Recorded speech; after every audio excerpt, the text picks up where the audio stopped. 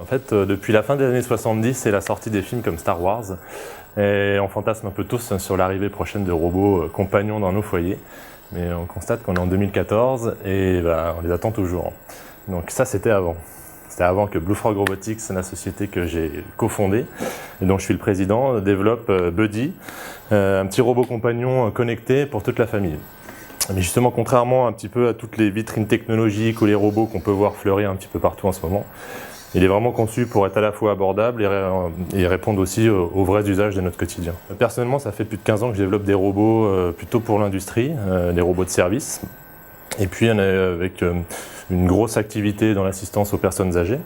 Et donc, il m'est arrivé, dans ma famille, ma grand-mère a passé une nuit par terre après être tombée. Et je me suis dit, ça fait 15 ans que je fais des robots. Et finalement, il n'y a toujours pas de solution pour intervenir quand une personne âgée est en difficulté comme ça. Et donc, c'était un peu le point de départ de la création à la fois de Blue Frog Robotics, donc, et de Buddy et d'autres robots sur lesquels on est en train de travailler. De voir le regard des enfants et aussi des personnes âgées qui finalement se retrouvent autour d'un même objet qui permet d'être un bel outil de rapprochement intergénérationnel. Et donc voilà, quand je vois les yeux de mes filles qui brillent devant le robot, c'est magnifique. La plus grande difficulté, surmonter ses peurs peut-être. Pas trop sur le fait qu'on va devenir leader de notre marché, ça on en est convaincu. Plutôt les peurs de faire confiance, de s'associer, trouver les bons partenaires, les bonnes personnes. C'est peut-être ce qui est le plus dur parce que finalement notre projet est plutôt sympa. C'est un peu tendance, donc tout le monde nous pousse, mais après c'est plutôt des peurs personnelles, on va dire.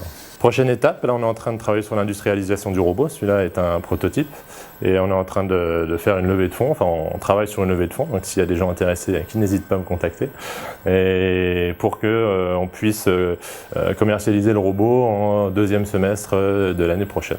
Notre sélection parmi les bâtisseurs, déjà on est très heureux de cette marque de confiance et puis ça nous motive encore plus et nous conforte dans l'idée que les robots et notamment ceux sur lesquels on travaille seront bien une solution pour améliorer la vie de tout le monde demain et faire un peu taire toutes ces idées reçues comme quoi les robots ça fait à la fois perdre de l'emploi, ça peut être dangereux et justement on n'est pas du tout là-dedans, on est dans du robot qui vont aider les gens et pas les remplacer.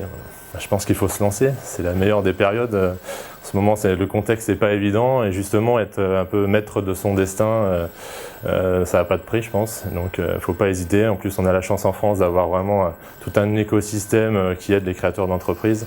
Donc, il faut y aller.